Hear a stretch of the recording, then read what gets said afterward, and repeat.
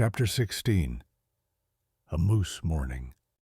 While Beaverfest shook the river with enthusiastic splashes and questionable harmonies, and while Little Red Hood was leaning dangerously close to someone who was absolutely not her grandmother, far to the north of the forest, a very different kind of chaos was beginning.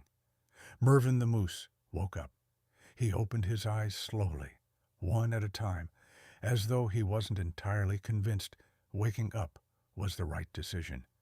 Then he stretched his long legs, yawned so widely a passing chipmunk gasped, and declared in a deep, hopeful voice, "Today I will be productive."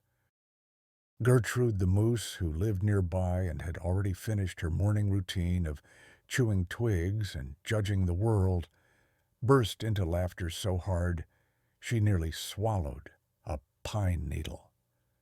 "Productive?" she snorted. "Mervyn, the only thing you've produced this year is noise."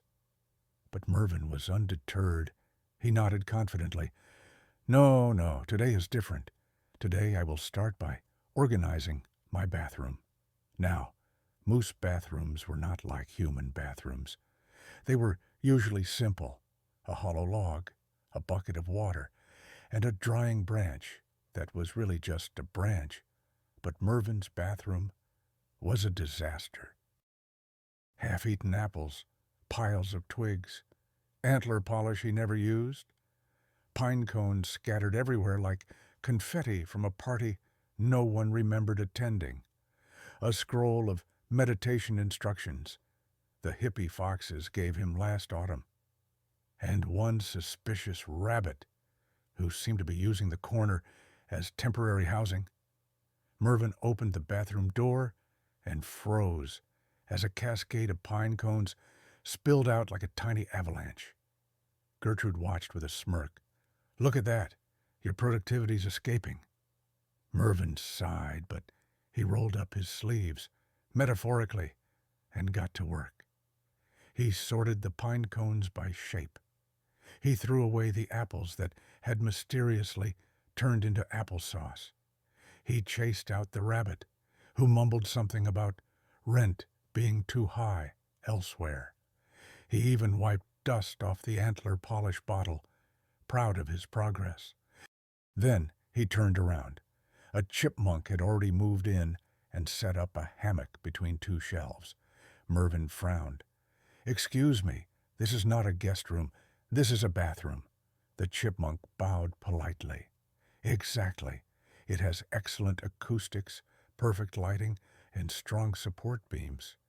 It's ideal for my new relaxation center." Mervyn blinked. "Your what?" The chipmunk waved a paw dramatically. "The mindful chipmunk retreat." Gertrude placed a hoof over her mouth to hide a laugh. "Your productivity plan seems to be expanding."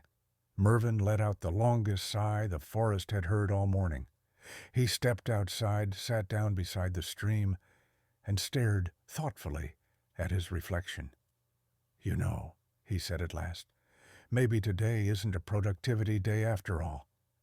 Gertrude patted his shoulder. "There you go. That's the spirit." The two moose sat quietly by the riverbank, letting the soothing sounds of Beaverfest echo faintly through the trees. For a brief moment, everything felt calm. Calm, that is, until the forest trembled slightly. The kind of tremble that meant something important, something dramatic, something wolf-shaped was happening far away. Mervyn perked up an ear. "Did you hear that?" "Yes," Gertrude replied, "and it sounds like someone else's problem." And with that, they both returned to the peaceful art of doing absolutely nothing.